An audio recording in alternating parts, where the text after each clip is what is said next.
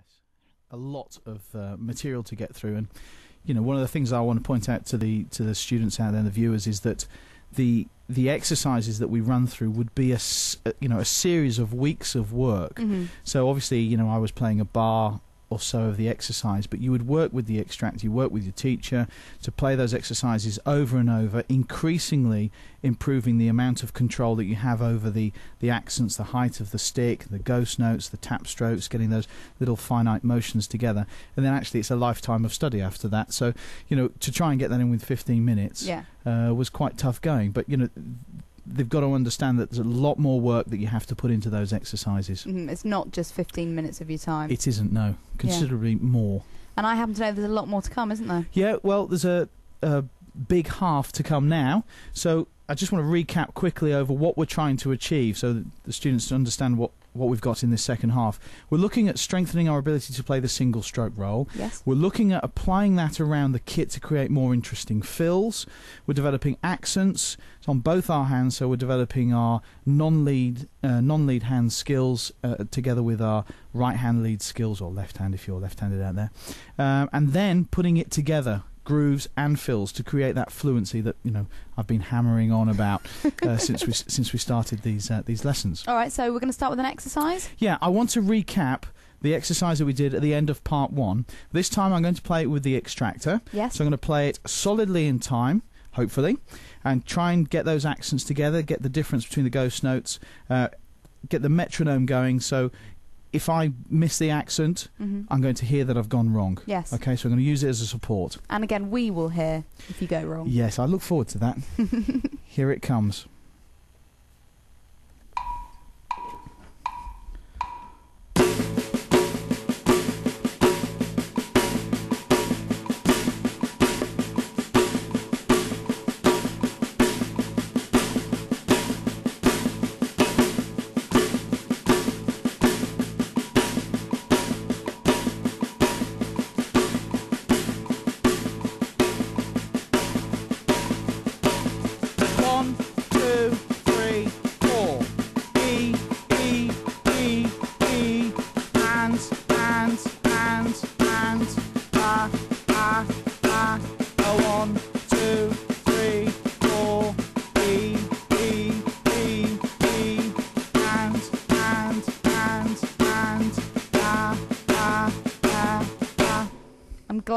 I'm glad you gave us the one E, ands and as there, because I was losing track. I just had to get my breath before I started counting them. But yeah, that's a really difficult thing to do because these are heavily syncopated, which means off the beat. So being able to count so you can position them correctly, it's very odd to begin with. So you've got to take them slow, do all of your counting, and quite often what I do is I just tap my heel as I'm going along so that I know where the one is. One E, two, E, and E. I was saying I could get it again when you came back, when you came full circle, and you were hitting the 1s, 2s, 3s, and 4s. Yes. That they were kind of my waypoint. Yes. But of course, what we're doing is we're keeping the music steady. Yeah. It's just the accent is moving, so it creates a lovely effect. You know, particularly once you start to put it with music, put it into your fills, and move it around the kit. Which is where we move to now. Excellent. Phew. Exercise 6. Yes. And what we're now going to do is look at putting the accents, those big motions there, onto the toms. So right, we haven't really sort of used them before, have we? Well, only in going round the kit in this motion this way, or on the acoustic kit here, moving round the kit in that way. That's the only way we've played fills so far. Yeah. So what we're now going to do is change to an L shape, as I think I explained in part 1, if my memory serves me correctly. And what we're going to do here is we're going to put right-hand accents, which are on the 1 and the and, or the beat and the and to be precise, on the floor tom, or low tom, as I should be referring to it as. And then we're putting the left-hand accents on the E and the A. So what we will have is right-hand accents down here, left-hand accents up here, and all the other business takes place here on the snare drum. Yeah, so it's effectively sort of superimposed over your drum kit is a big capital letter L. Absolutely, like so. Let me demonstrate each of those bars individually so we get the idea of the motion. And what we're going to do is try and keep these notes as quiet as possible on the snare drum, so these ghosted tap strokes, and then we're moving over to each of these drums to create an accent, lifting the stick up in a preparation motion to get to the necessary toms for the accent. So we'll start with playing on the beat, on the floor tom. So 1 E and 2 E and 3 E and 4 E and okay. Then we're going to play the E on the high tom. So start with a quiet note and then move up here. So 1 E and 2 E and 3 E and 4 E and yeah. After you've played the accent, one of the tricky things is if you play the accent, try and come down low. So that's one sort of fluid movement coming down. One tries to. Absolutely, that's the idea. That's the aim. And then basically repeat the same process with the and the which I will just demonstrate now if I may. So 1 E and 2 E and 3 E and 4 E and then up to the high tom for the again. Yes. 1 E and 2 E and 3 E and 4 E and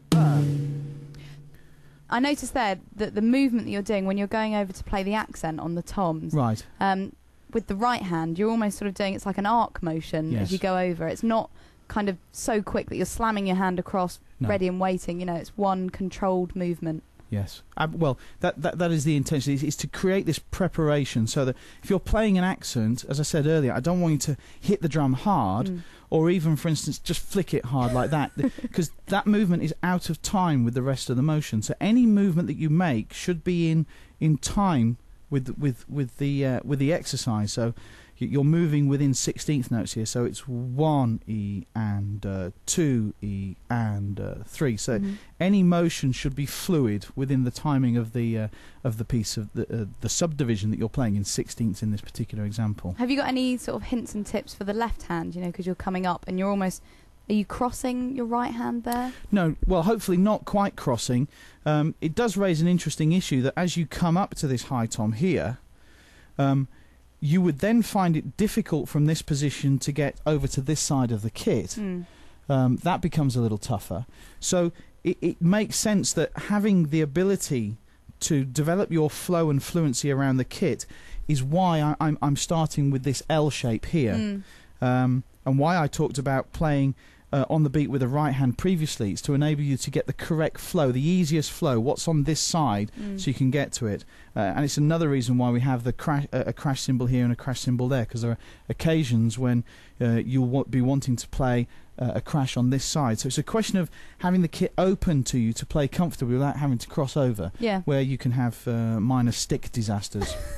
I don't want to know about any minor stick disasters. It's for the best, really. Right. So what I'd like to do now is if you're okay with the technical side of that, is to look at putting those 4 exercises together into one, which is our exercise 6, I believe.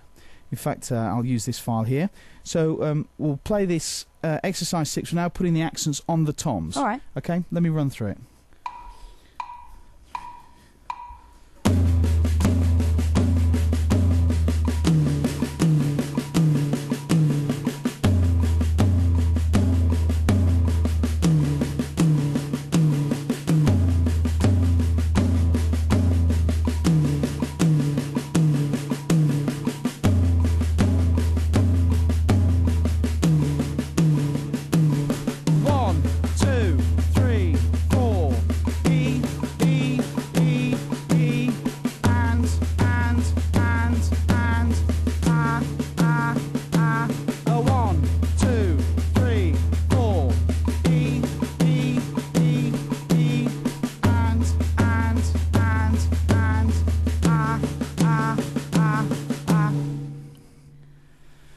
Breathtaking. Great stuff. So, you know, that's what we're looking to do. It's obviously quite a big gig, this, you know, a lot of simple information, but, you know, a lot to put into practice. So what we now need to do, finally, is use those exercises now where we can play on the toms into creating fills. So I'm going to put a bars groove in front of each of those. So it'll be a bars groove, 1, 2, 3, 4, bars groove, E, bars groove, and bars groove, and round and round. Same bars groove, different fill. Exactly, same bars fill, different fill each time, and then that's going to develop your ability to play more grooves, more fills, develop the flow, the L shape, the fluency around the kit. Okay. And I'll play it along with the extractor here so we can see if I can keep in time. So for those following along with the Gigajam notes, this is exercise 7 that you're about to do. Exercise 7.